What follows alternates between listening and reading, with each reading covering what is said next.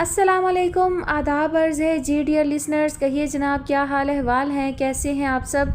दुआ है, उम्मीद है आप सब खैरियत से होंगे और अल्हम्दुलिल्लाह मैं भी बिल्कुल खैरियत से हूँ। और जी जनाब, नावल की नेक्स्ट एपिसोड के साथ हाजिर हूँ। इस नावल की फरमाइश हमसे की है ज़ुनैरा ने। नावल का नाम है शाम रंग स्याह, मुसन्निफ़ा है एमल रज़ा और आप सुनेंगे आज इसकी किस्त नंबर 3। ज़िंदगी एक फ़रेब की मानिंद है जिसके दाम में हम जानबूझकर अक्ल शऊर रखते हुए दाखिल होते हैं। ये नाजुक शाख पर झूला झूलने की ख्वाहिश का नाम है। अपने शौक़ की सरबुलंदी में हम उस ख़तरे को नज़रअंदाज कर देते हैं कि ये झूला हमें मुंह के बल गिरा भी सकता है। हम सिर्फ तकमील चाहते हैं, आरज़ुओं की, ख्वाहिशात की, मांग की, ये जानते हुए भी कि ज़िंदगी भी हर लम्हा अपनी तकमील ही चाहती है। तकदीर अपने ज़र्फ़ में जो कुछ हमारे लिए रखती है, हम उसे यकमुश्त हासिल कर लेना चाहते हैं। वो सब हमारा है। हम आगाह हैं और बेसब्रे भी। हम हक़ जताते हैं और हकूक़ से महरूम कर दिए जाते हैं। ज़िंदगी हमारे ऐसे लम्हों में खूब फ़ायदा उठाती है। जिस रोशनी को हम नया आगाज़ समझते हैं, ज़िंदगी उस समय अपनी आखिरी रात तय कर लेती है। हमारे असल आगाज़ पर ज़िंदगी ख़त्म हो जाती है। फ़रेब पूरा हुआ हमारा खुद से और ज़िंदगी का आप से। धरती से बादे समूम के भभूके उठ रहे थे। छन कर आती तपश भी इतनी लर्ज़ा खैज़ थी कि मुर्दा घास पर धरे उसके गाल जलने लगे थे। पर्दा जुल्मत चाक हो चुका था, लेकिन उसकी आंखों में जैसे जली हुई कली फेर दी गई थी। वो आंखें खोलकर भी अंधी थी। उठो लड़की, उसे अपने बाजू के पहलू में किसी छड़ी की चुभन का एहसास हुआ जिसने उसके मांस में गड्ढा डाल दिया था। आफताबी छतरी खुली थी और थोड़ी देर के लिए वो समझ ही नहीं सकी कि वो कहाँ है। किधर से आई हो तुम? क्या यहाँ पर पढ़ती हो? उसके सर पर खड़ा कॉलेज का गार्ड उससे पूछ रहा था। अपने ऊपर एक ढलती उम्र के आदमी को झुके देखकर वो हड़बड़ा कर उठी। रात वो बाग में निकल आई थी, जैसा कि वो हर बार करती थी। अपने ऊपर हुए जुल्म को आहों और चीखों के ज़रिए बाहर निकालने के बाद वो यहाँ ही ढेर हो गई थी। वो मर क्यों नहीं गई थी इतनी सर्दी में? लड़की, कहाँ की हो तुम? उसने इर्द गिर्द नज़र डाली। आर्ट कॉलेज के लड़के लड़कियां उसे अजीब सी नज़रों से देख रहे थे। कॉलेज ओपन हो चुका था, सूरज चढ़ आया था। उन्होंने बाग में लेटी एक लड़की को देखा तो गार्ड को बुला लिया। अब वही गार्ड उससे सवाल कर रहा था। उसने कोई जवाब नहीं दिया। उठकर उसने चादर को अपने गिर्द लपेटा और इर्द गिर्द से नज़रें बचाकर सर्वेंट क्वार्टर की तरफ चली गई। लड़के लड़कियां अजीब और तर्स भरी नज़रों से उसे जाता हुआ देखने लगे थे। खिड़की फलांग कर वो अपने घर में वापस आ गई थी। जोया दीवार के साथ लगी सेहन के फर्श के उस हिस्से को देख रही थी जहाँ चूने के मुसलसल काम के बायस बड़े बड़े सफ़ेद दाग पड़ चुके थे और जो रगड़ रगड़ कर धोने से भी नहीं जाते थे। बाबा गोदाम वाले कमरे में चारपाई पर अपना सर पकड़े बैठे थे। उसके कदमों की आहट पाकर उन्होंने उसे देखा था। उसकी हालत उजड़ी हुई थी, बाल बिखरे हुए थे और उनमें तिनके फंसे हुए थे। बाबा का दिल कटकर रह गया। वो कहाँ थी, कहाँ से आ रही थी, वो जानते थे। सबीन, उन्होंने प्यार और दर्द भरी आवाज़ में उसे पुकारा था। वो उसे अपने गले से लगाना चाहते थे, लेकिन उसने उन्हें दूर से ही परे रहने का कह दिया। शीश नागों ने इस वक्त उसकी आंखों में आसन जमाए हुए थे और उसके नथनों से फुनकार निकल रही थी। वो नहीं चाहती थी कि वह अपने बाप की कातिला के नाम से शोहरत पाए। आपने घर क्यों बेचा? वो बेहद जब्त करके पूछ रही थी। उसका रोम रोम काँप रहा था, बोटी बोटी थिरक रही थी। आवाज़ आंसुओं, बेबसी, दुख और गुस्से के बायस इस कदर डगमगाहट का शिकार थी कि बाबा को कितने लम्हे उसका सवाल समझ में ही नहीं आया। तुम्हारी माँ को बचाने के लिए। बाबा जानते थे कि उनके हिसाब का वक्त आ पहुँचा है और ये हिसाब किताब रोज़े महशर के हिसाब किताब से भी कहीं ज़्यादा अज़ियतनाक साबित होने वाला है। माँ तो नहीं बच सकी, मुझे बचाने के लिए क्या था आपके पास? बाबा खामोश रहे। बोलिए, वो एकदम से चिल्लाई थी। क्या है आपके पास? ये चूना जो अब मेरी कब्र पर लपेट दीजिएगा। इससे मकबरा बनाइएगा मेरा। यही चूना फाँक फाँक कर अम्मा मर गईं। इसी ने मेरी जान ली और अब आप मरेंगे। वो पुराने आतिशदान की चौबी शेल्फ़ की तरफ बढ़ी थी और उसने एक झटके में शेल्फ़ को नीचे गिरा दिया। मॉडल जो एक के ऊपर एक करके बड़ी तरतीब से शेल्फ़ पर रखे गए थे, धड़ाम की आवाज़ के साथ नीचे गिरे। चूने का एक बादल उठा, सफ़ेद, जिसने उसे स्याह कर दिया था। इन्हीं टुकड़ों की तरह टूट चुकी हूँ अब मैं भी। इन्हीं टुकड़ों की तरह आपको फ़न अजीज़ था। देखिए आपके फ़न ने कैसा शाहकार बनाया है। एक उजड़ी हुई दुल्हन का, जिसके दुल्हा ने उसे शादी से ठीक 12 घंटे पहले तलाक दे दी। تاکہ وہ بھی اپنی ماں کی طرح کسی گمنام بیماری سے مر جائے۔ وہ کمرے کی دوسری چیزوں کی طرف بڑھی اور اس نے انہیں بھی توڑ دیا۔ مال جو اس کی شادی کی وجہ سے ایک کمرے میں رکھ دیا گیا تھا اب سب اس کے ہاتھوں ٹوٹنے والا تھا۔ بڑے گلدان، ہاتھی، گھوڑے، عقاب، گملے، وہ سب کو گراتی جا رہی تھی اور چیختی جا رہی تھی۔ چونے کی بوری جو آدھی کھلی ہوئی تھی اس نے اسے بھی زمین پر اوندھا گرا دیا تھا۔ بابا نے اسے نہیں روکا تھا۔ وہ چیزیں توڑ کر نارمل ہو سکتی تھی تو ان چیزوں کی کوئی اہمیت نہیں تھی، لیکن وہ جانتے تھے کہ اسے یہ سب توڑ کر بھی صبر نہیں آئے گا۔ بانس میں سوراخ کر کے آپ بانسری بنانے کی کوشش کرتے رہے۔ شاہکار بنانا ہی تھا تو اپنی زندگی کا بناتے، مجھ پر آپ کا کوئی حق نہیں تھا۔ وہ چیزیں توڑتی جا رہی تھی، روتی جا رہی تھی، چیختی جا رہی تھی اور بد دعائیں دیتی جا رہی تھی، خود کو اور نہ جانے کس کس کو۔ اور جب سب چیزیں ٹوٹ گئیں تو وہ زمین پر ڈھہ گئی اور ان ٹوٹی ہوئی چیزوں پر ہی بیٹھ کر رونے لگی، پوری طاقت سے، حلق پھاڑتے ہوئے، اتنی بلند آواز سے کہ اس کی چیخ و پکار تائی بھی سن سکتی تھی اور رشید بھی، لیکن شاید خدا نہیں۔ بابا نے اسے چپ نہیں کروایا تھا۔ زویا سہم کر دیوار کے ساتھ لگی کھڑی تھی۔ کمرے میں ایک سفید بادل بن گیا تھا جو باہر نکلنے کی راہ مانگ رہا تھا۔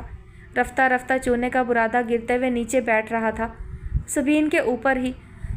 اس برادے کو اپنے اوپر گرتا ہوا محسوس کرتے ہوئے وہ جیسے کسی تیزابی بارش میں جلنے لگی۔ اس کی طاقت نے جواب دے دیا تو آنسو بھی خشک ہو گئے اور آواز بھی بند ہو گئی۔ زرد دھوپ جھجک جھجک کر اندر داخل ہونے لگی۔ برادہ جو باہر نہیں نکل پایا تھا زمین پر سبین کے ساتھ ہی بیٹھ گیا تھا۔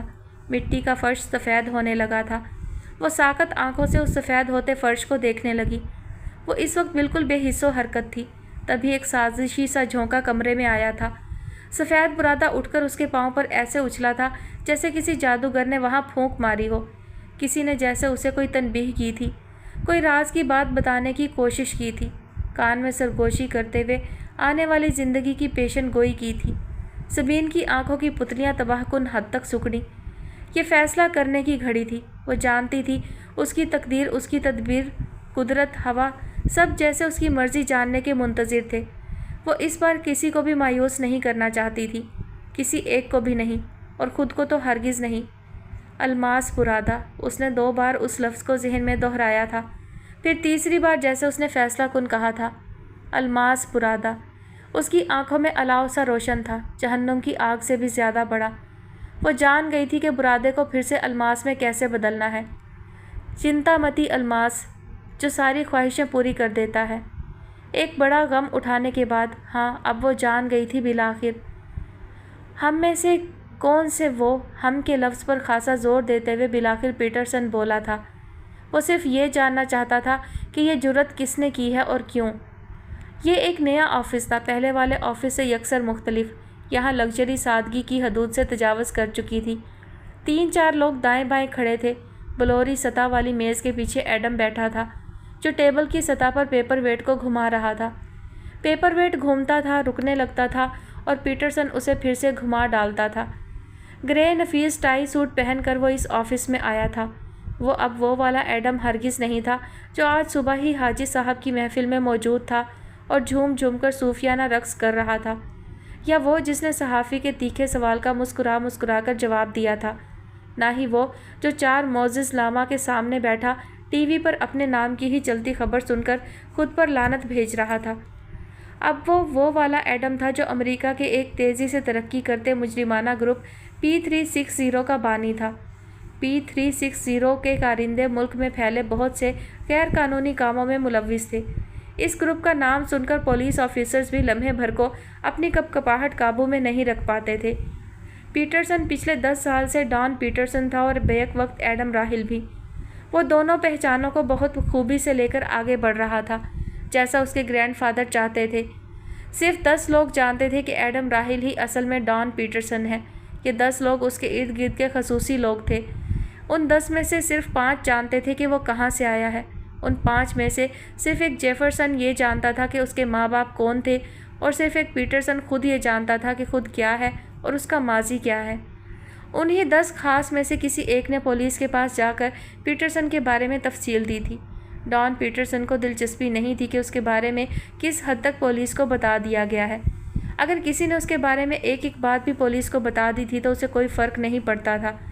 अभी अमेरिका की पुलिस इतनी मजबूत नहीं हुई थी कि डॉन पीटरसन और एडम राहिल पर बैक वक्त हाथ डाल सके। दूसरा, उसके खिलाफ कोई भी सबूत नहीं था। स्कॉटलैंड यार्ड को भी बुलवा लिया जाता तो पुलिस उसके खिलाफ कोई सबूत इकट्ठे नहीं कर सकती थी। पीटरसन नाम की किसी शख्स का कोई वजूद नहीं था और एडम के बारे में कोई सोच भी नहीं सकता था कि वो ही पीटरसन है। पीटरसन को तलाश करने की गर्ज से अगर पुलिस को एक एक आदमी को शक की नज़र से देखना पड़ता तो वो अमेरिका के एक एक बंदे से पूछ पड़ताल कर सकती थी, लेकिन एडम से नहीं। शक के मामले में उसका नाम करोड़ों की आबादी में सबसे आखिरी नंबर पर ही आ सकता था। यही तो ग्रैंडफादर ने उसे सिखाया था। तमाम मज़ाहब को अपनाने में भी उसकी शातिराना सोच शामिल थी। वो जानता था कि सादा लोग मज़हब के नाम पर किस कदर जज्बाती हो जाते हैं। उसके ख्याल की उसकी मौजूदा हैसियत तस्दीक कर रही थी। इस वक्त उसके चेहरे का नूर कहीं काफूर हो गया था और अब वो खालिस एक कारोबारी शख्स था। उससे आम हालात में मिलने वाले अगर उसे इस रूप में देख लेते तो किसी भी सूरत यकीन न करते कि ये वही रायल है जिसे वो मीडिया पर देखते हैं। उसकी साकत आंखों में बहुत से सवाल थे जिसे कुछ तो सामने बैठे पहले से ही जानते थे कि आज उनसे क्या पूछा जाएगा और उन्हें क्या कहना है। पीटरसन के अताब से बचने के लिए उन्होंने पहले ही से उसके जवाबात ढूंढ रखे थे।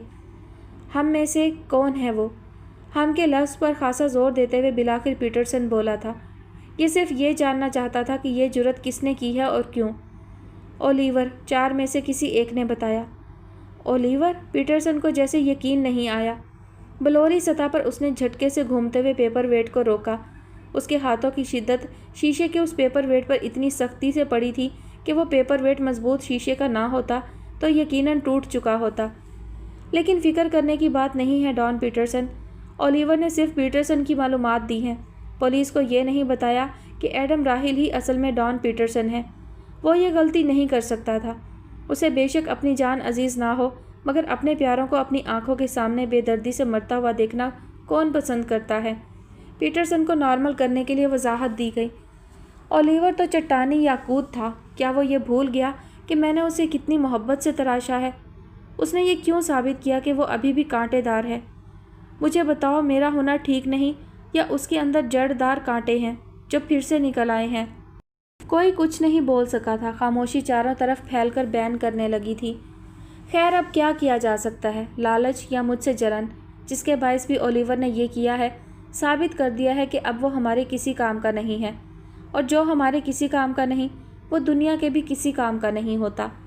एडम ने बरनाबी को इशारा किया था जिसे वो खूब समझता था। जो आप कहें, बरनाबी कहकर ऑफिस से बाहर चला गया था। बाकी सबके लिए यही फैसला मतवक्का था। फिर भी उन्हें उम्मीद थी कि पीटरसन ओलिवर के मामले में नरमी बरतेगा। वो सब आपस में साथी थे, नहीं चाहते थे कि उनका एक साथी कम हो जाए। पीटरसन ने जैसे सबकी आंखों में अपने फैसले के खिलाफ तासुरात पढ़ लिए थे। वो ऐसा ही चाहता था।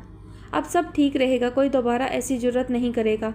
सब जान लेंगे कि P360 में बगावत की गुंजाइश नहीं थी। कार्जल कहाँ है? डॉन ने सिगार का एक लंबा कश लेते हुए पूछा और सोगवार ऑफिस का माहौल यकसर बदल दिया। अगले दिन शाह आलमी में सबीन एक एक बंदे से पूछती फिर रही थी। एक लड़के का हुलिया बताकर जो ऊंचे लंबे कद का है, इंतहाई तंग पैंट शर्ट पहनता है, सर पर हैट डालता है और दांतों में माचिस की तीली फंसाए रखता है। लेकिन किसी ने भी उसकी मदद नहीं की। तमाम दुकानदारों ने भी इस तरह के हुलिये के किसी आदमी के बारे में लाइल्मी जाहिर कर दी थी। उसने अपनी याददाश्त पर लानत भेजी थी कि वो उसका मुख्तसर सा नाम ना याद कर सकी, और उसने उसका विजिटिंग कार्ड भी फाड़ कर नाली में फेंक दिया था। उसे उस अजनबी को हर सूरत में ढूंढना था, लेकिन वो नाकाम हुई थी। अगर उस अजनबी को ढूंढने के लिए उसे रोज़ भी बाज़ार जाना पड़ता तो वो जा सकती थी। 1 साल मुसलसल भी जाना पड़ता तो वो जाने वाली थी, हरगिज़ थकने वाली नहीं थी। घर वापस आने से पहले वो चचा करीम के पास भी गई। चचा करीम, आपने हमारा घर हमसे हथिया लिया है। वो चचा करीम पर जाकर चीखी, इस तरह जिस तरह एक दिन पहले बाबा पर जाकर चीखी थी। बेटी, मैंने कौन सा गुनाह कर लिया है? तुम्हारा बाप आया था जब तुम्हारी माँ की तबीयत ख़राब थी। उसने अपनी मर्ज़ी से अपना घर बेचा है। मैंने कौन सा ज़बरदस्ती की है? फिर भी मैंने तुम लोगों को वहाँ रहने की इजाज़त दी हुई है। ये क्या कम है? तुम उल्टा मुझ पर ही चिल्ला रही हो। चचा करीम ने वजाहत दी। वो झाग की तरह बैठ गई थी। उसकी बर्बादी में वो शामिल नहीं थे। मेरा वो मतलब नहीं था चचा करीम। उस घर के साथ मेरी माँ की यादें जुड़ी हुई हैं। तो बेटी फिर से ख़रीद लो, उसी कीमत पर ख़रीद लो। मैं हलाल खाने का आदी हूँ, कीमत बढ़ चुकी है, फिर भी मैं तुम्हें उसी कीमत पर दूंगा। चचा करीम ने पेशकश की। वो चंद लम्हे उनको देखती रही। ठीक है, मैं जल्द ही यह घर आपसे वापस खरीद लूँगी। आप ये घर किसी और को मत बेचिएगा, उसने एक अज़म से कहा। वो जानती थी वो ऐसा वाकई करेगी और हर सूरत करेगी। अगले दिन फिर शाह आलमी जाने का प्रोग्राम बनाकर वो वापस घर आ गई थी। शाम के वक्त जब वो किचन में चूल्हे के करीब बैठी हुई बढ़ती लपकती शुआओं को देख रही थी, बाहर दरवाजे पर दस्तक की आवाज़ सुनकर वो अपने ख्यालात से चौंकी। दरवाज़ा खोला तो सामने वही अजनबी खड़ा मुस्कुरा रहा था। सबीन वही बुत बन गई। खादिम को डैनी कहते हैं। उसने अपने हैट सर से उतारकर ताज़ीम के से अंदाज में नीचे किया और सर को झुकाया। सबीन ने देखा उसके सर पर बालों की तादाद खासी कम थी, शायद इसीलिए वो हर वक्त हैट पहने रहता था। अब ऐसे क्या देख रही हो, अंदर आने को नहीं कहोगी? शाह आलमी में एक एक से मेरा ही तो पूछती रही हो आज तुम। डैनी ने तवक्कुफ़ किया। जिनको तुमने मेरा हुलिया बताया, मैंने उनसे तुम्हारा हुलिया पूछ लिया। उसने उसकी आंखों के आगे चुटकी बजाई। सबीन चौंकी। खामोशी से दरवाजे के आगे से हटकर उसने उसे अंदर आने की जगह दी। डैनी सीटी बजाता हुआ मुतमईन अंदाज में अंदर दाखिल हो गया। कौन है? अंदर से बाबा की आवाज़ आई थी। सबीन ने जवाब देना मुनासिब नहीं समझा। कारजल आ गया था। बाहर होती बारिश और उसकी कार की खराबी ने उसे लेट कर दिया था, वरना अमूमन सबसे पहले वही इस ऑफिस में मौजूद होता था। उसे अंदाज़ा था पीटरसन को वक्त की पाबंदी करने वाले अपने वर्कर किस कदर पसंद हैं, और वो तो वैसे भी पीटरसन के इल्तफ़ात हासिल करने का मौका हाथ से जाने नहीं देता था। कारजल के ज़िम्मे स्मगलिंग का काम था। उसके हिस्से में एशिया का खित्ता था।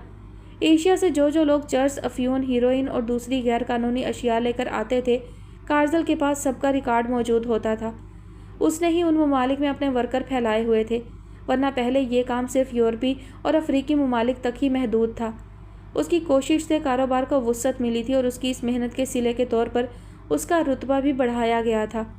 अब वही सब पास करता था, लेकिन सब पास करने से पहले डॉन पीटरसन की इजाज़त लेना ज़रूरी था। इस वक्त उसके हाथ में टैब था जहाँ पर उसकी सारी रिपोर्ट मुरतब थी। ईरान से क्या खबर है? सर, वहाँ से एक आदमी आ रहा है, तकरीबन 40 बरस का। वो कालीन के धागों के ज़रिए हीरोइन की स्मगलिंग करेगा। नहीं, पीटरसन ने कहा, यह कालीनी तरीका अब बहुत पुराना हो चुका है। जमादी से कहो कोई और इंतज़ाम करे। ओलिवर ने मामले को संगीन बना दिया है। पुलिस अब पीटरसन की बू लेती फिर रही है। किसी भी तरह की बेएहतियाती नहीं चलेगी। कारजल ने तायद और तामील में सर हिलाया। जो आप कहें। बांग्लादेश। वहाँ से 2 भाई आ रहे हैं, दोनों जादू का काम करते हैं। वो अपने जादुई गैजेट्स के ज़रिए हशीश की स्मगलिंग करेंगे। क्या उम्र है दोनों की? पीटरसन ने पूछा तो कारजल टैब पर तफसीलात चेक करने लगा। एक की 16 साल और एक की 18 साल। हरगिज़ नहीं, डील कैंसिल कर दो। इतनी उम्र में जादू नहीं सीखा जा सकता। कम उम्र लड़के दौलत की हवस में होते हैं। वो नहीं जानते कि ऐसी दौलत के अंजाम को भुगतना कितना मुश्किल है। बाद में वो हमारे लिए मुश्किलात का बाइस बन सकते हैं। जो आप चाहें। कारजल फिर टैब पर अगली मालूमात चेक करने लगा। और सर, पाकिस्तान से एक लड़की आ रही है। लड़की? क्या वाकई में? इसका मतलब है पाकिस्तान वाकई तरक्की कर रहा है। एक खफीफ सी मुस्कुराहट पीटरसन के लबों पर मचली थी। जी सर, डैनी ने ज़्यादा तफसील नहीं दी, मगर कहा है कि काम मुकम्मल गारंटी वाला है। वो लड़की चूने से बने डेकोरेशन पीसेस के ज़रिए स्मगलिंग करेगी। डैनी ने कहा कि एयरपोर्ट इंतज़ामिया के फरिश्तों को भी खबर नहीं होने पाएगी कि लड़की असल में स्मगलर है। उम्र क्या है? 23 साल। नाम? सर, उसे बेलाडोना का नाम दिया गया है। लफ्ज़ बेलाडोना कारजल ने एक फ़ख्र से बताया था, जैसे अपने ही इंतखाब पर नाजा हो।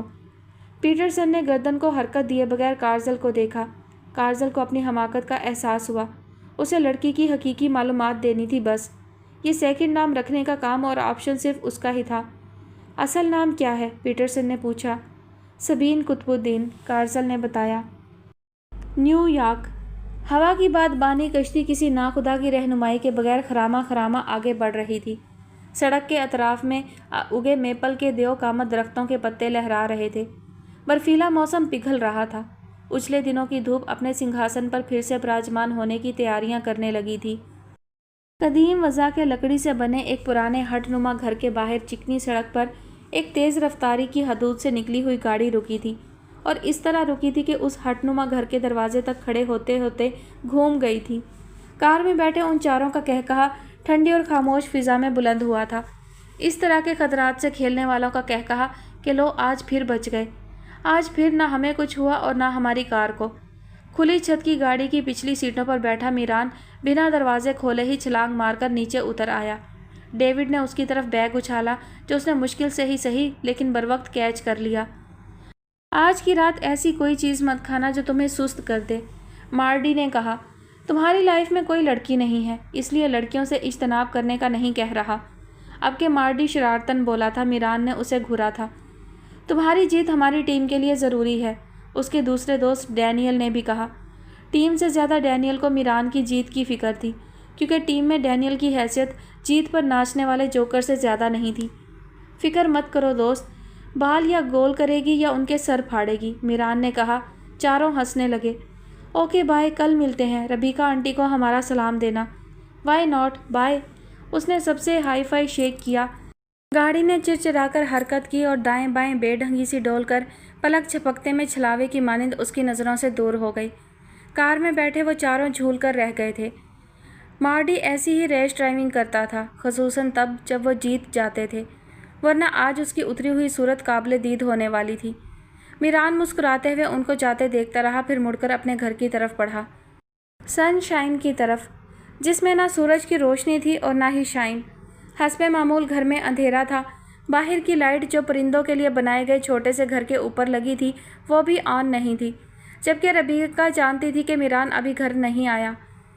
आज उसका मैच है और उसने देर से आना है। मीरान ने डोरबेल बजाई। दोबारा बजाने पर भी दरवाज़ा नहीं खुला। लगता है मम्मी सो चुकी हैं। उसने कंधे से बैग पैक उतार कर उसमें से अपनी पैंट तलाश की। मार्डी ने जल्दी में उसके कपड़े ठूंस ठुसाकर अंदर डाल दिए थे और आते वक्त उसे बदलने भी नहीं दिए थे। इस वक्त वो बास्केटबॉल वाले निकर शर्ट और जॉगर्स में ही था।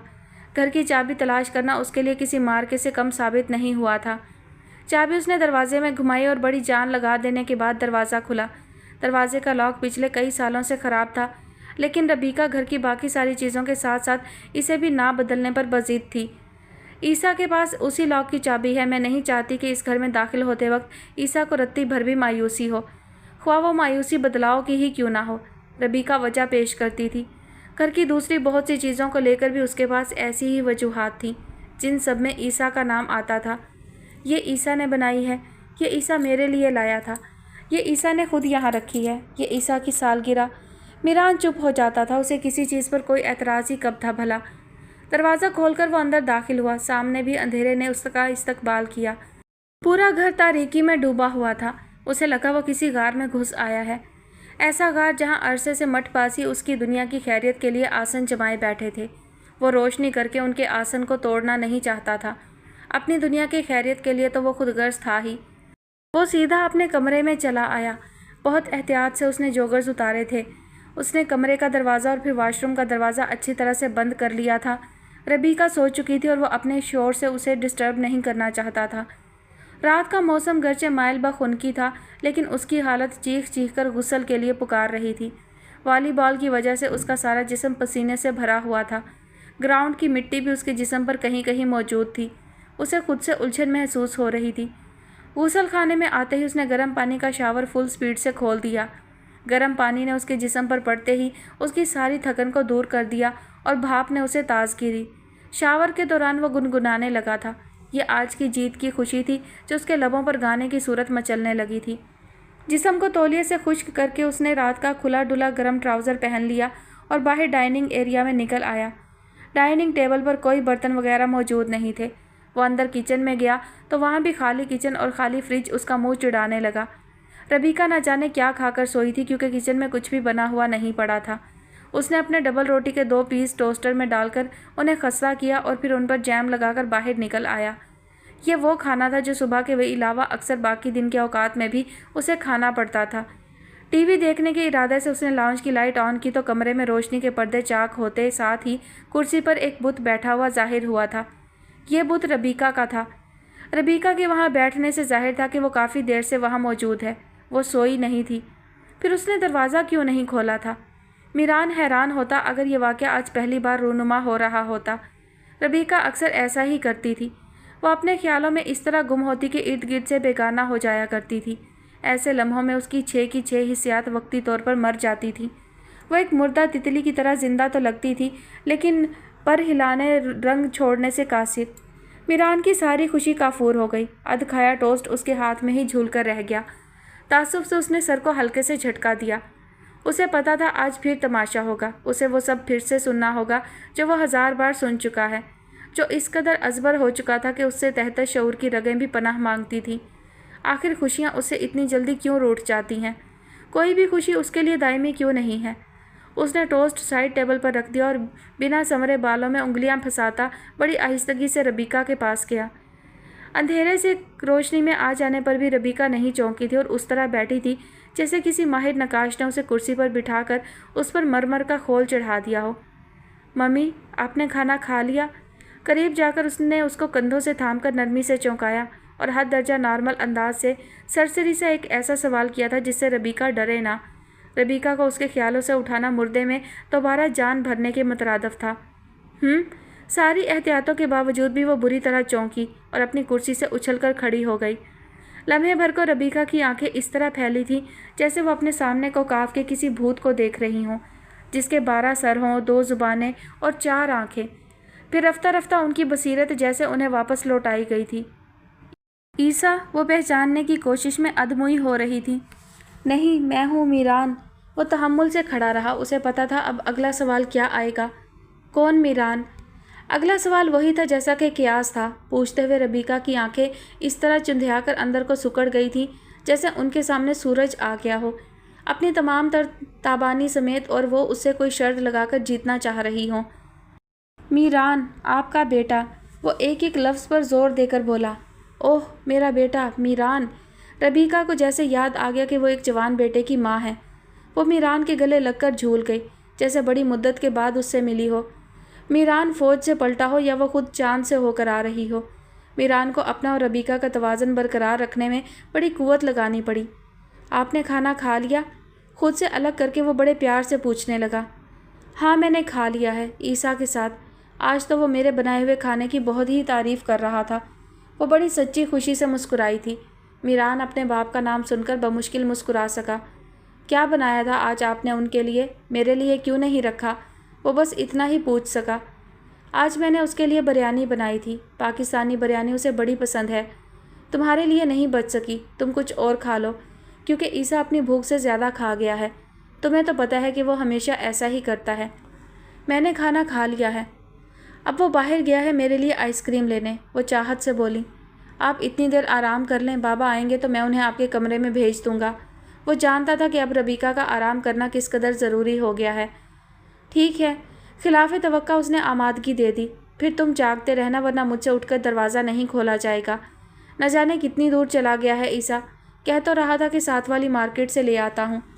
جی میں جاگتا رہوں گا، وہ فرما برداری سے بولا۔ پتہ نہیں کیوں میرا جسم ٹوٹ رہا ہے، مجھے میرے کمرے تک چھوڑ آؤ میران، میری جان۔ ربیکا نے چلنے کی کوشش کی اور پھر بے اختیار درمیان میں ہی اس طرح لڑکھڑائی جیسے ماڈل کی ریمپ پر واک کرتے ہوئے ہیل ٹوٹ گئی ہو۔ میران نے جلدی سے ربیکا کو پکڑ کر بروقت سنبھالا۔ وہ پھر سے اس کے کندھوں پر جھول گئی، اس پر جیسے ایک دم سے نیند کا دورہ پڑا تھا۔ آئیں، وہ اسے سہارا دے کر اس کے کمرے میں چھوڑنے جانے لگا تھا، اور تبھی ایک کثیف بو کے بھبکے نے اس کی سانسوں کی سرگم کو درمیان میں روکا تھا۔ جلدی سے اس نے اپنا ہاتھ اپنی ناک پر رکھ لیا تھا۔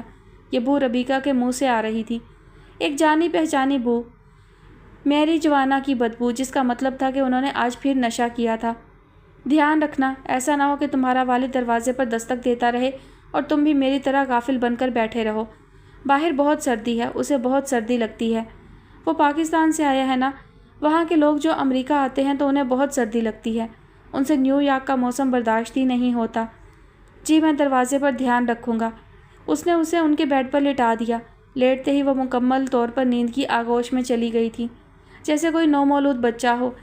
پاؤں سے چہرے تک کمبل اڑا کر میران نے اس کے کمرے کی لائٹ آف کر دی اور پھر سے باہر لاؤنج میں نکل آیا۔ ٹی وی نہ جانے کس چینل کے کون سے مناظر دکھا رہا تھا، اسے کچھ بھی سمجھ نہیں آ رہا تھا۔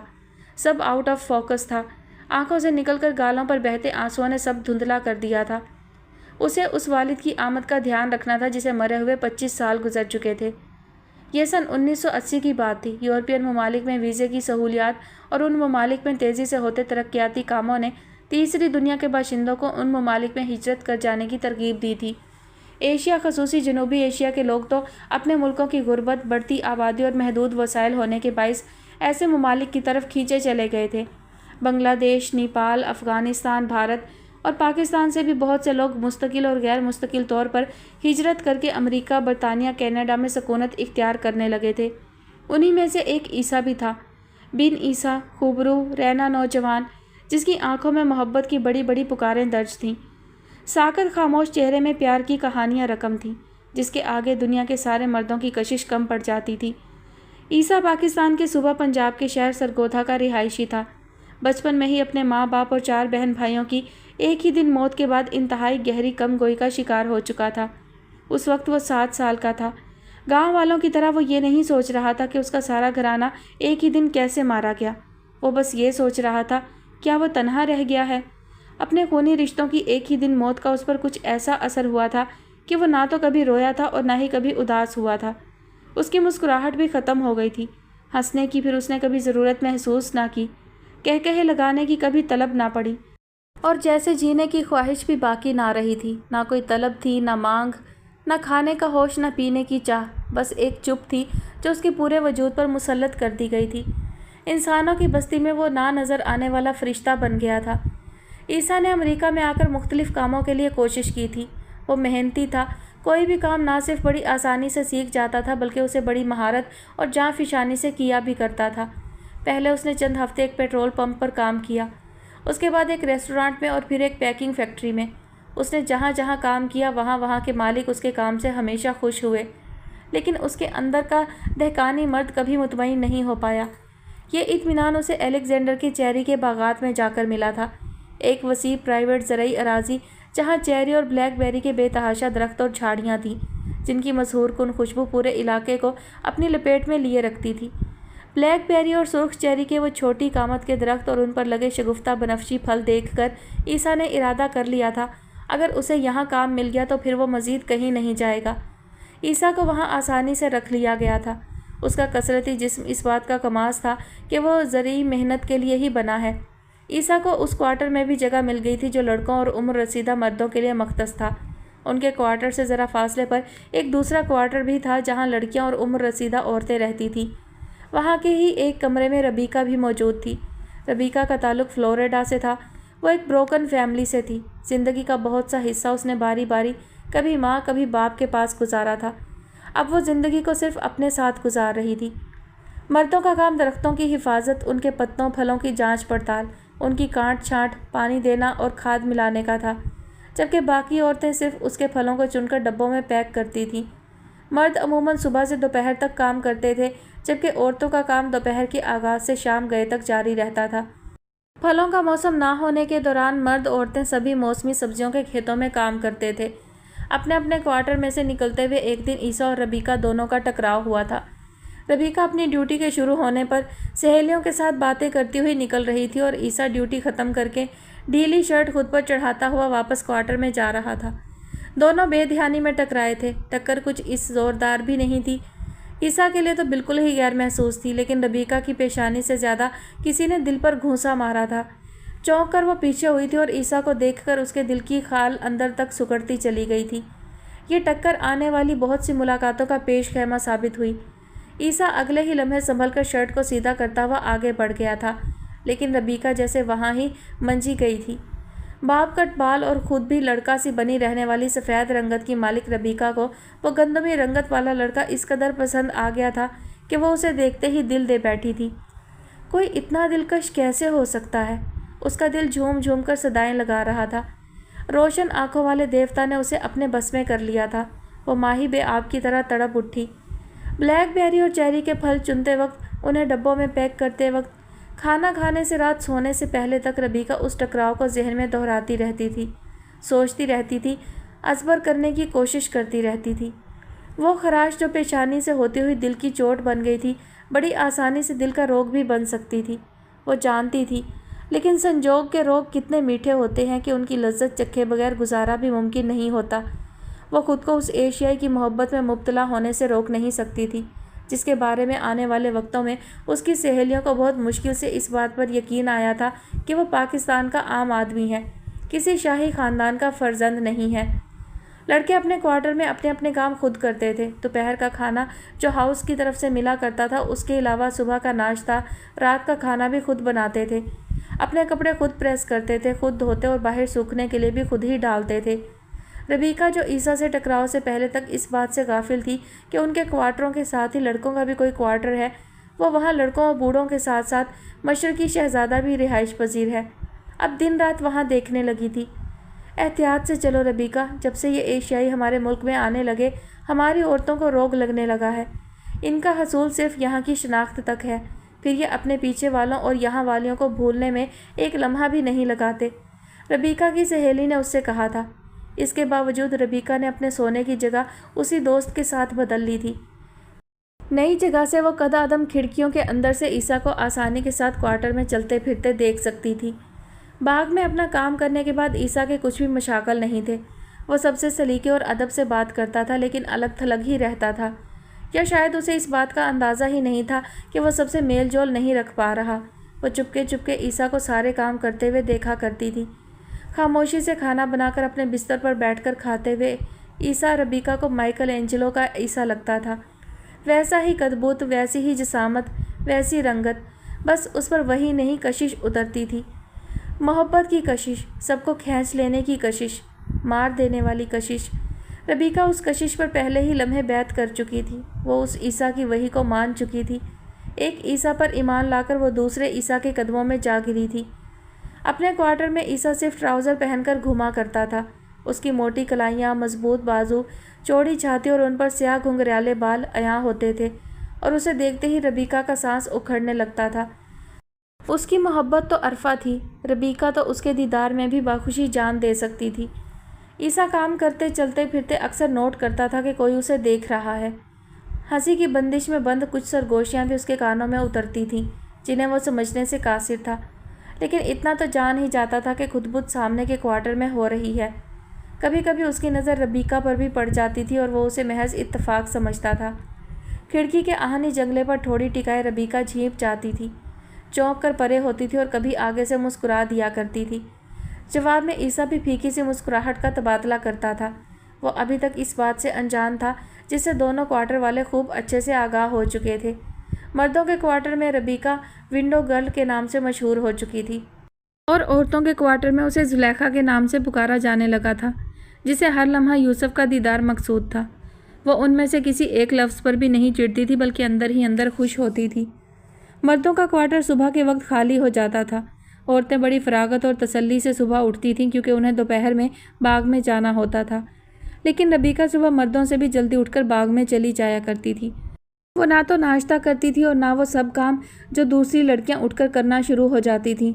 उसे कपड़े बदलने, नहाने, बनने संवरने की भी ज़्यादा परवाह नहीं होती थी। बाग में जाकर वो ऐसे जाहिर करती जैसे वो चहलकदमी करते हुए इधर आ निकली है, और फिर एक जगह बैठकर चोर नज़रों से ईसा को देखा करती थी। वो खामोशी से पत्तों की जांच पड़ताल करता था, खाद मिलाता, पानी देता। उसे उस बॉब कट बालों वाली लड़की से कोई उनसियत पैदा नहीं हुई थी। ना ही रबीका की तरह उसका दिल उसे देखकर धड़कता था, ना आंखें उसके दीदार को तरसती थीं। ईसा का कोई ऐसा करीबी दोस्त भी नहीं था जो ईसा को बताता कि ये लड़की चहलकदमी करने नहीं, बल्कि इबादत के लिए आती है, मोहब्बत की इबादत के लिए, और ये अपनी इबादत में किस कदर शिद्दत पसंद है कि किसी एक दिन भी नाका नहीं करती, जैसे मोहब्बत में अपने काफर हो जाने से डरती हो। ईसा ने सारी ज़िंदगी इस तरह के हालात देखे थे कि उसका दिल पत्थर की तरह सख्त हो चुका था, जिस पर मोहब्बत का नक्श कुंदा करने के लिए बड़ी जिद्दोजहद करने की ज़रूरत थी। रबीका ये बात जान गई थी। उसने ईसा के बारे में सब पता कर लिया था कि वो कहाँ से आया और यहाँ आने के बाद उसने कहाँ कहाँ काम किया है। सरसरी चहलकदमी की बात अब सरसरी मदद करवा देने पर आ गई थी। ईसा के साथ दरख्तों की देखभाल करते दोनों में अब किसी हद तक बातचीत हो जाती थी, और ईसा की समझ बस इतनी ही थी कि यह लड़की तन्हाई का शिकार है और उससे बातचीत करके अपनी तन्हाई दूर करती है। वो नहीं जानता था कि उसके साथ चलते हुए अपनी सारी ज़िंदगी के कदम उससे मिलाने की दुआएं कर रही है। ईसा कमगो शख्स था। अमेरिका आने के बाद उसका वाहिद दोस्त बना था, और वो भी एक लड़की, रबीका, जिससे वो लड़कों की तरह का ही बर्ताव कर रहा था, क्योंकि वो उसे कहीं से भी लड़की नहीं लगती थी। जल्दी बेतकल्लुफ़ हो जाना, पैंट शर्ट पहनना, उसने अपने मुल्क में भला कहाँ देखा था ये माहौल, इसलिए यहाँ की सारी लड़कियाँ भी उसे अपनी जिन्स की ही लगती थीं। کام کے بعد وہ عیسیٰ کے ساتھ بیٹھ جاتی اور اسے اپنی سنانے اور اس کی سننے کے بجائے اسے دیکھتی رہتی۔ وہ اس کے ہاتھوں کو دیکھتی، آنکھوں کو، چوڑے ماتھے کو، بھرے بھرے گالوں کو۔ وہ چاروں طرف سے حسن ہی حسن تھا۔ ربیکہ کو سمجھ میں نہیں آتا تھا کہ وہ اسے کہاں سے دیکھے اور کس حصہ کو نظر انداز کرے۔ وہ سراپا دید تھا۔ ربیکہ کے دل میں کیا تھا یہ کوئی چھوٹا سا بچہ بھی جان سکتا تھا، اور ربیکہ سوچتی تھی کہ مرد بے خبر ہو تو اس کا روپ اور بھی نکھر جاتا ہے، وہ اور بھی دلکش لگتا ہے۔ ایسے موقع پر کہ جب کسی لڑکی کے دل میں ہیجان ہو، قربت کی موجیں سر اٹھا رہی ہوں، ایسے موقع پر سامنے والے کی بے خبری یا محبت کو جلا دیتی ہے یا مزید نکھار دیتی ہے۔ بے خبر عیسیٰ اسے اس قدر پیارا لگتا تھا کہ اس کا دل کرتا تھا وہ کسی ماں کی طرح اسے اپنی آغوش میں چھپا لے اور پوری دنیا میں سے کسی کو اس کا چہرہ دیکھنے کی اجازت نہ دے، وہ اس پر بری طرح سے قابض ہو جائے۔ ربیکہ اب عیسیٰ کو خوش کرنے کا کوئی بھی موقع ہاتھ سے جانے نہیں دیتی تھی۔ وہ عیسیٰ کے کپڑے دھو دیا کرتی تھی، خود پریس کرتی تھی، اس کے لیے کھانا بھی خود بناتی تھی۔ دوپہر میں جو کھانا کمپنی کی طرف سے ملتا تھا وہ اس میں سے کافی حصہ عیسیٰ کو دے دیتی تھی۔ جب سے اس نے یہ بات نوٹ کی تھی کہ اس کی خوراک کافی زیادہ ہے اور اس کا ایک ڈش سے گزارا نہیں ہوتا، اس کی خاطر وہ اپنی آدھی بھوک کو بخوشی سہ جاتی تھی۔ لڑکیاں جانتی تھیں کہ ربیکہ عیسیٰ پر بری طرح فدا ہو چکی ہے، لیکن جسے یہ بات اصل میں جاننا چاہیے تھی وہ اس سے بے خبر تھا۔ وہ اس سب کو بس ایک تعلق سمجھے ہوئے تھا، اور انہی صبر کے دنوں میں سے ایک دن ربیکہ کی ہمت جواب دے گئی۔ ایسٹر کی چھٹیوں میں جب سب لوگ اپنے اپنے گھروں کو جا چکے تھے تو دونوں کوارٹر تقریباً خالی ہو چکے تھے۔ 500 میں سے صرف 5 لوگ بچے تھے، جن میں وہ دونوں بھی شامل تھے۔ وہ دونوں ہی اپنے اپنے کوارٹرز میں اکیلے تھے اور بوریت کے دن گزار رہے تھے۔ باغ کا کام بند تھا، انچارج اور باورچی تک چھٹیوں پر تھے۔ دونوں کے پاس کوئی ایسا ٹھکانہ نہیں تھا جہاں ایسٹر کی چھٹیوں میں جا سکتے۔ دن کی روشنی میں ایک روز ربیکہ نے دیکھا کہ عیسیٰ کوارٹر سے باہر نکلا تھا۔ وہ اس وقت عیسیٰ کے لیے ہی سویٹر بن رہی تھی جو اس نے کوارٹر میں رہنے والی عورت سے سیکھا تھا۔ عیسیٰ مضبوط اور قوی ہاتھ پاؤں والا تھا۔ اس کے لیے سویٹر بناتے بناتے وہ اس کی قربت محسوس کرنے لگی تھی۔ بار بار وہ سویٹر کو خود سے لگا کر دیکھا کرتی تھی، اسے ایسے چومتی تھی جیسے کسی مقدس کتاب کو چوم رہی ہو۔ جب کافی دیر گزر جانے کے بعد بھی عیسیٰ واپس نہ آیا تو ربیکہ اپنی نشست چھوڑ کر عیسیٰ کو ڈھونڈنے کے لیے باہر نکلی۔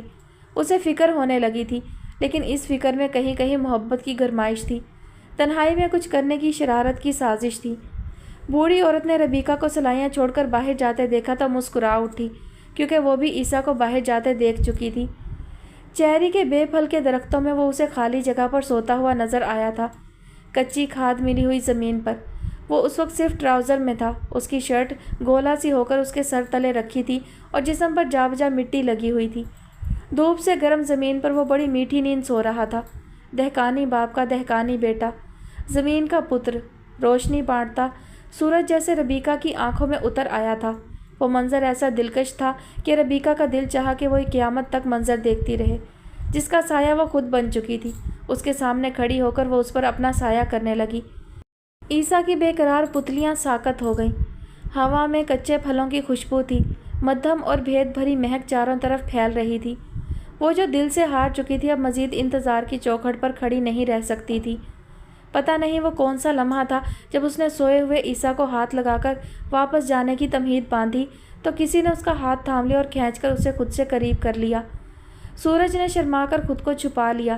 چیری کے درخت آپس میں بھید بھری سرگوشیاں کرنے لگے تھے، ان کے پتے مسکرا رہے تھے۔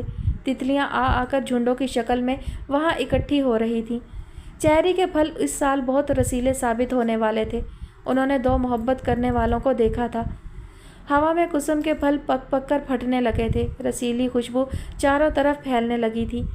ایسٹر کے وہ دن اور راتیں جب وہ دونوں اس جگہ پر تنہا تھے ان دونوں کی زندگی کی یادگار ترین راتیں تھیں۔ یہ راتیں ان کی زندگی سے پھر کبھی نہیں نکل سکی تھیں۔ کچھ منظر تحت شعور میں ایسے بیٹھ جاتے ہیں کہ پھر وہ جیسے تحت شعور کے بھی پسندیدہ ہو جاتے ہیں۔ ذہن انہیں بار بار خود میں دہراتا رہتا ہے، آنکھیں بار بار یاد کرتی ہیں، دل ان کے لیے بار بار دھڑک اٹھتا ہے۔ شادی کے بعد عیسیٰ نے ربیکہ کو کام کرنے سے منع کر دیا تھا، چونکہ ان کے ملک میں عورتوں سے کام لینے کا رواج نہیں تھا۔ اس کی بہنیں، ماں، چاچی، تائی، ان کی بیٹیاں، غرض کسی بھی طرح کی عورت ذات کام نہیں کرتی تھی، اور نہ ہی خاندان کی کوئی دوسری عورت، اس لیے اب اسے بھی کام کرنے کی ضرورت نہیں تھی۔ جو حکم میرے عزیز، ربیکہ عیسیٰ کی گردن میں بازو لپیٹتے ہوئے بولی۔ वो उसके फैसले से खुश हुई थी। काम तो दूर, अगर ईसा उसे कहता कि वो सांस लेना बंद कर दे तो रबीका सांस लेने को भी गुनाह समझती। ये ऐसी ज़िंदगी थी जिसे वो ख्वाब में भी नहीं सोच सकती थी। और ईसा ऐसा शौहर था जो हुस्न की देवी को भी नसीब नहीं हुआ होगा। उसकी आंखें ईसा को देख देख कर नहीं थकती थीं। जिस नए इलाके में वो दोनों शिफ्ट हुए थे, वहाँ गुर्बो जवार की इंडियन और पाकिस्तानी औरतें तलाश करके उसने ईसा के लिए उसके देश के खाने बनाने सीखे थे। वो उन खानों को इस कदर जाँफिशानी से बनाती थी कि उसको सिखाने वालियाँ भी हैरान रह जाती थीं। किसी ने ठीक कहा है, खाना महारत से नहीं मोहब्बत से बनता है। वो आए दिन ईसा के लिए अब देसी खाने बनाने लगी थी, जो उसे भी ईसा की मोहब्बत में पसंद आने लगे थे। जब से उसे पता चला था कि ईसा को बिरयानी बहुत पसंद है, उसने तब से ही ऐसी बहुत सी किताबें ढूंढनी शुरू कर दी थी जिनमें बिरयानी की तरह तरह की तरकीबें लिखी हुई थीं। ईसा जब जब उन खानों को खाकर रबीका की तरफ देखता था, रबीका की सारी थकन दूर हो जाती थी। वो ईसा के काम पर जाने के बाद जल्दी से घर समेटती थी और फिर खिड़की के पास बैठकर उसका इंतज़ार किया करती थी।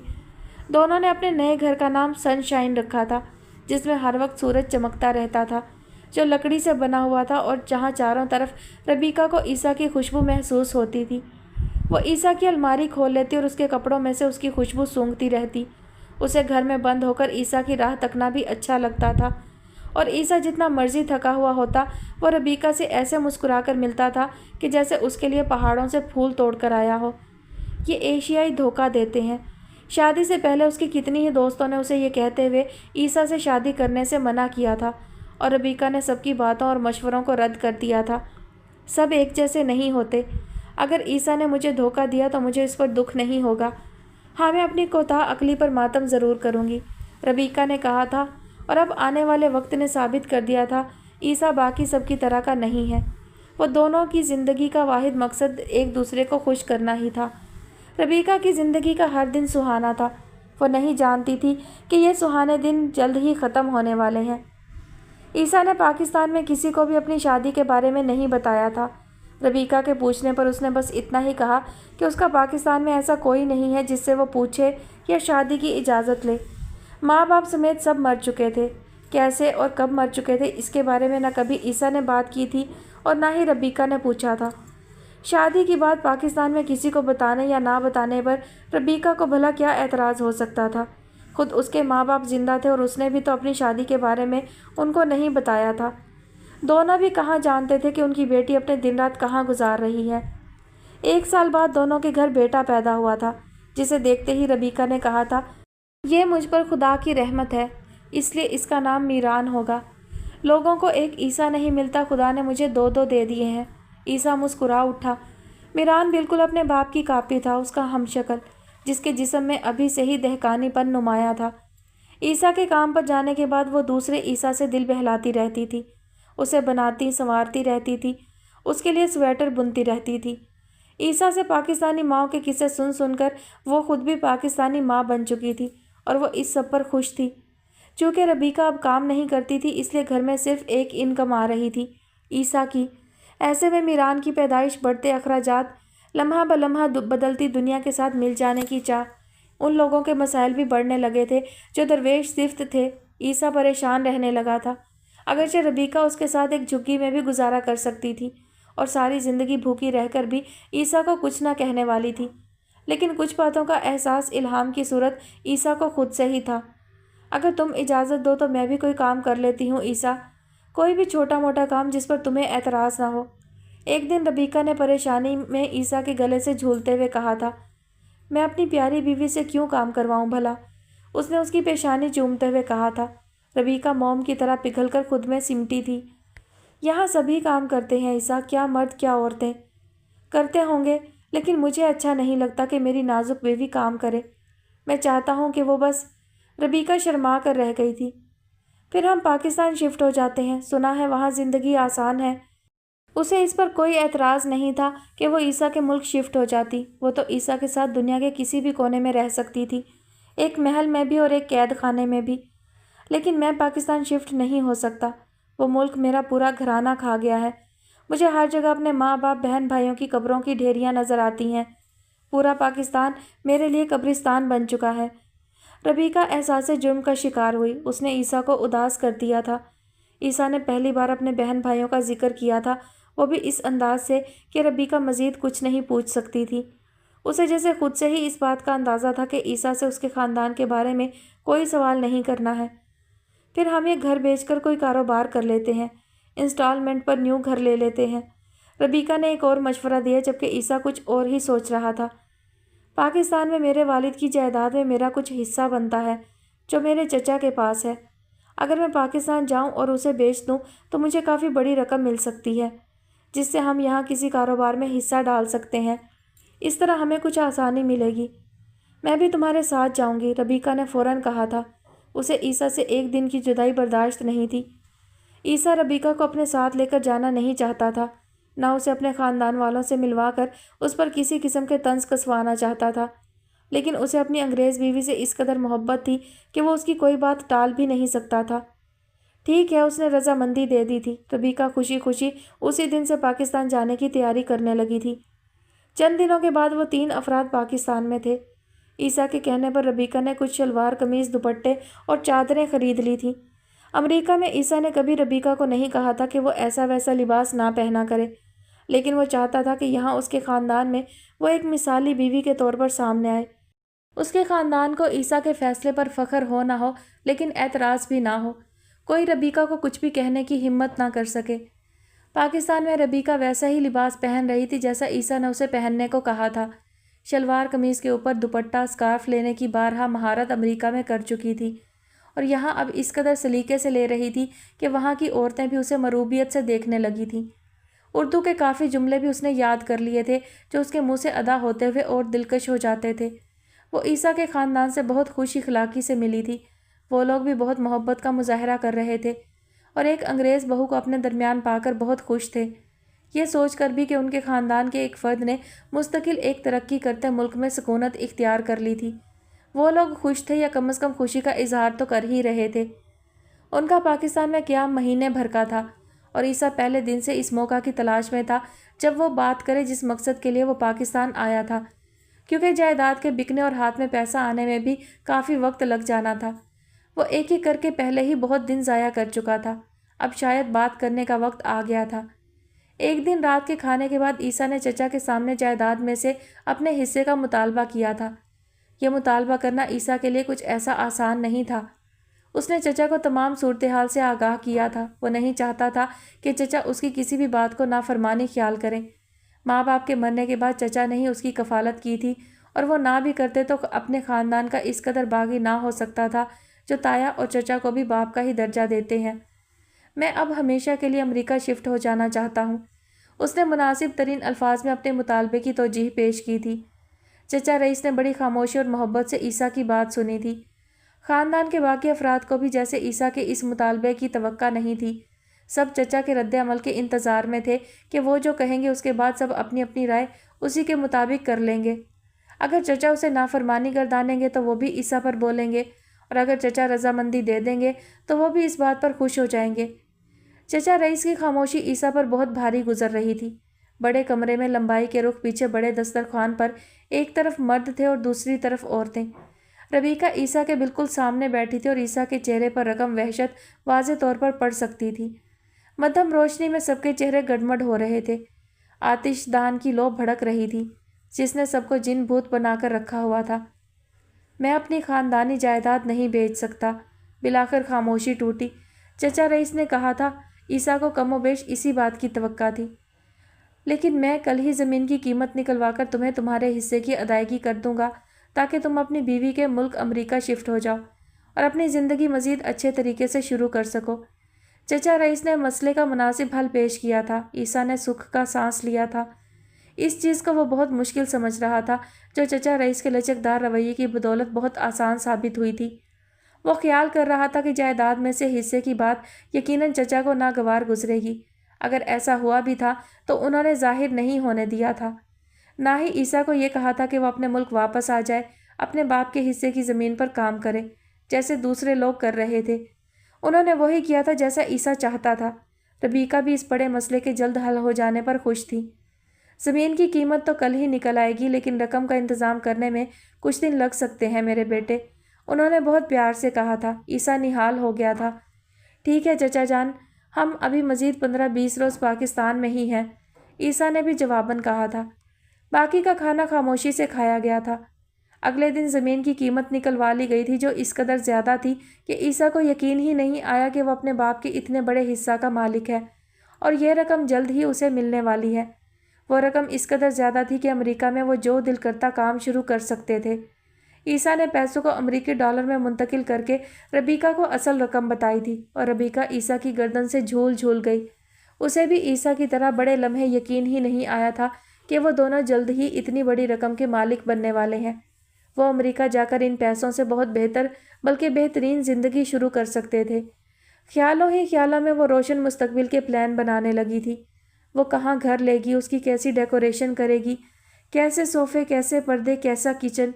وہ اس قدر خوش تھی کہ اگر خوشی سے ماں بنا جاتا تو وہ دنیا کی آبادی میں بے تحاشا اضافے کا سبب بن جاتی۔ خدا نے اسے 1 سال میں ہی سب کچھ دے دیا تھا، ایک پیار کرنے والا شوہر، ایک پیارا سا بیٹا اور اب محفوظ معاش بھی۔ وہ ہر طرح سے مطمئن تھی اور سکون سے سپنے بن رہی تھی۔ نہیں جانتی تھی کہ وہ سپنے تو بدہضمی والے سپنے تھے جو ایک دم سے ڈرا کر رکھ دیتے ہیں اور منہ میں کڑوا ذائقہ گھول دیتے ہیں۔